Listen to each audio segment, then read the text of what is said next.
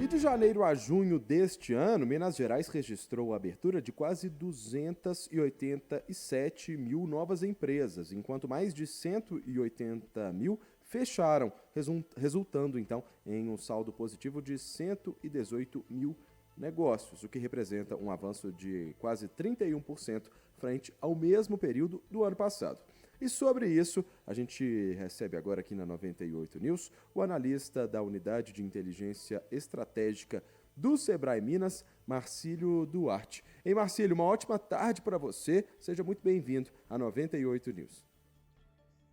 Boa tarde, Caio. Tudo bem? É um prazer estar aqui com vocês hoje, poder ajudar e contribuir com as informações que vocês necessitam. Tá aí, o prazer é todo nosso. E para começar, Marcílio, explica, por favor, o que vocês perceberam nessa pesquisa, esse saldo em relação ao número de empresas abertas aqui no nosso estado. Bom, como você disse, né, a gente observou aí um saldo de 118 mil empresas sendo abertas aí nesse ano, mais ou menos 30% a mais do que a gente tinha observado no ano de 2024, nesse primeiro semestre, né? Porém, um grande destaque aí desse momento foi que a maior parte dessas empresas foram abertas como mês, tá? Desses 118, 100 mil são mês, né? Um saldo de 100 mil. Então, foi o principal motor aí do crescimento do número de empresas aqui de Minas Gerais. E a quantidade de micro e pequenas empresas, né, que são as MEs e as EPPs, foi de apenas 11,9 mil, né? A gente viu uma leve perda de dinamismo econômico aí por parte dessas empresas, e dos demais portos, né, teve um crescimento aí de 6,7 mil novos negócios abertos. Além disso, a gente teve alguns destaques aqui em termos de segmentos, de setores, né, que a gente está analisando também.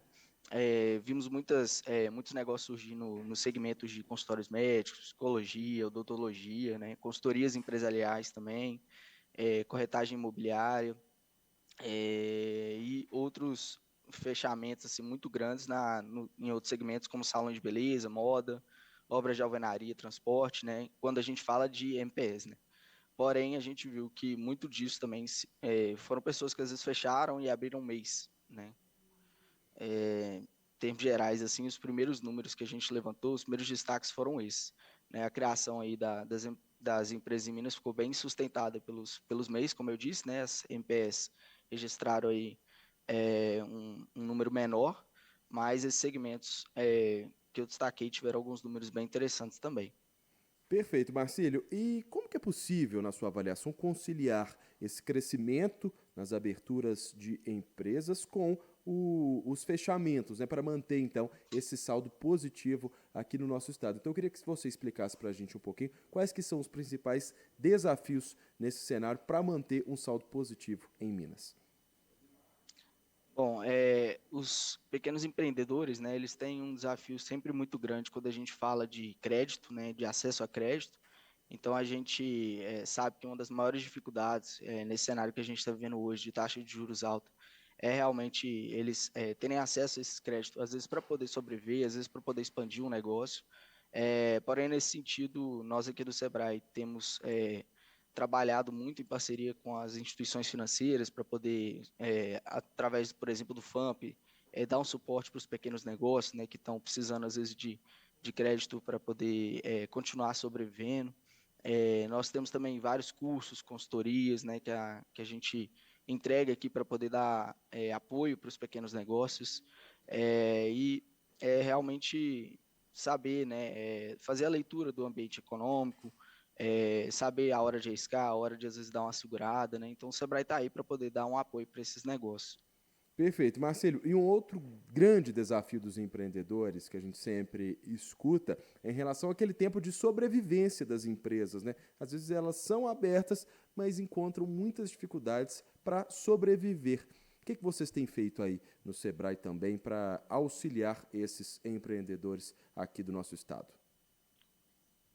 Como eu disse, o Sebrae ele trabalha, né, com um eixo aí de suporte empresarial, então a gente tem consultorias, a gente tem cursos que dão apoio para o negócio ali, desde da área assim, de gestão financeira, área de marketing, né, tudo que o negócio hoje precisa para sobreviver, ele procurando o Sebrae, certamente ele vai encontrar um apoio, seja presencialmente nas nossas sedes aí das nossas micro-regiões, das nossas regionais, ou também online, né? Hoje a gente tem muita coisa disponível de forma totalmente remota, e estamos aí para dar esse apoio para os negócios, né, seja qual for a área que eles tenham dificuldade, tá?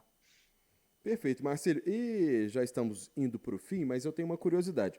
Eu disse aqui que o seu cargo é analista da unidade de inteligência estratégica do Sebrae Minas. Como que esses mapeamentos, essas pesquisas, todas essas informações auxiliam vocês neste momento para apoiar todos os empreendedores nessas dificuldades aqui que você disse, né? Porque é sempre muito importante ter esses números para conseguir diagnosticar perfeitamente o cenário em que eles estão inseridos, né, esses empresários. Então eu queria que você falasse um pouquinho da sua atuação aí com esses números, com essas pesquisas para auxiliar de fato os empreendedores. Bom, aqui na nossa unidade, né, nós trabalhamos dando suporte para a casa como um todo, para o Sebrae como um todo, né, fornecendo dados, insights, né, painéis e, enfim, pesquisas, estudos, para que essas unidades possam estar desenvolvendo seus trabalhos aqui internamente, né, mas também temos alguns produtos que a gente disponibiliza no nosso site publicamente lá, gratuitamente também, chama inteligência.sebraemg.com.br o site. E lá nesse site a gente disponibiliza dados, dashboards, estudos, pesquisas, para dar suporte à tomada de decisão dos negócios também.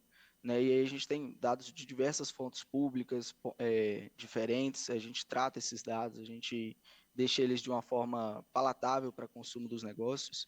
E aí, dentro da casa, né, a gente, como eu falei, a gente dá um suporte para as equipes aqui poderem estar criando seus produtos, poderem estar traçando ações de forma mais estratégicas nas regiões aqui do estado, né, para tomarem suas decisões com base em dados mesmo.